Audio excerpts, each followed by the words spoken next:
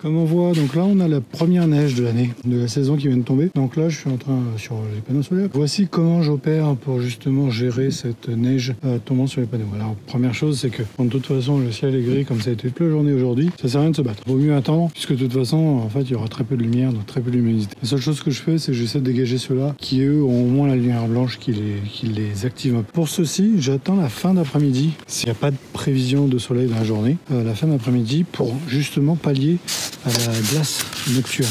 C'est-à-dire que le but, c'est de virer cette couche-là pour que avant la nuit, parce que ça se transforme en glace, et après c'est très compliqué à enlever.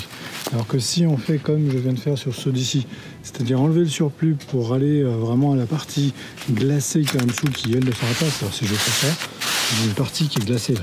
Donc du coup ça je ne peux pas l'enlever, donc du moins il faut y aller au grattoir, je ne vais pas faire ça sur un panneau solaire. Donc l'intérêt par contre c'est de dégager le maximum pour que ça, le lendemain, donc là on parie sur le lendemain matin, les premiers rayons, en fait, va fondre très rapidement cette petite pellicule pour ensuite récupérer donc le fonctionnement du panneau solaire. Donc voilà un peu le principe.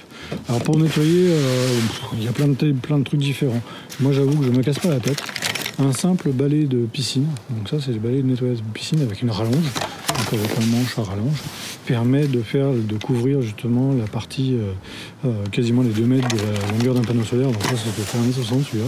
Donc là on arrive à faire assez facilement c'est-à-dire enlever le surplus et le dégager.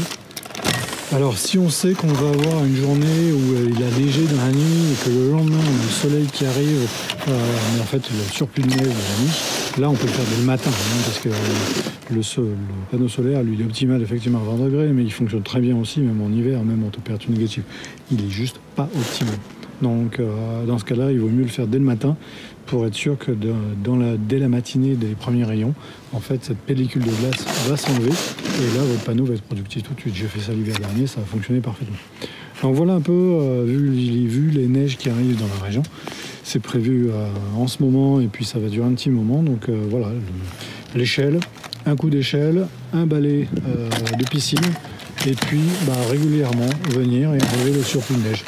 Alors bien sûr, encore une fois, c'est pas obligatoire, hein, si vous ne le faites pas, simplement vous ne produirez rien tant que la neige ne sera pas sortie.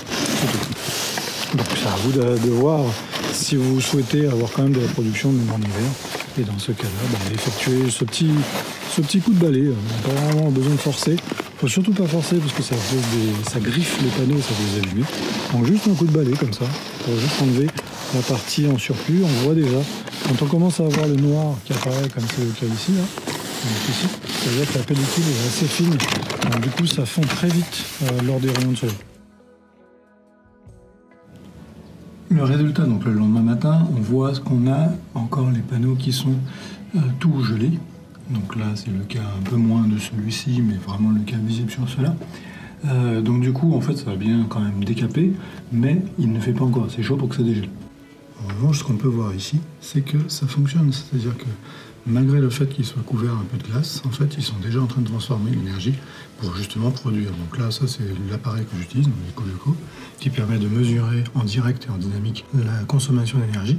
Et là, on voit qu'on est à moins quelque chose, donc on exporte en fait vers justement le réseau. Donc le système de nettoyer la neige en épaisseur et de laisser même la petite pellicule de glace suffit pour capter déjà un minimum d'énergie et pouvoir couvrir la consommation courante. Pour info, j'ai une consommation courante d'environ 200-300 watts en continu. Alors là justement, on a exactement le cas, donc je montrerai la photo de la différence entre ce panneau qui est à l'extrémité et puis les 4 qui sont là, ainsi que ce panneau qui est à l'extrémité.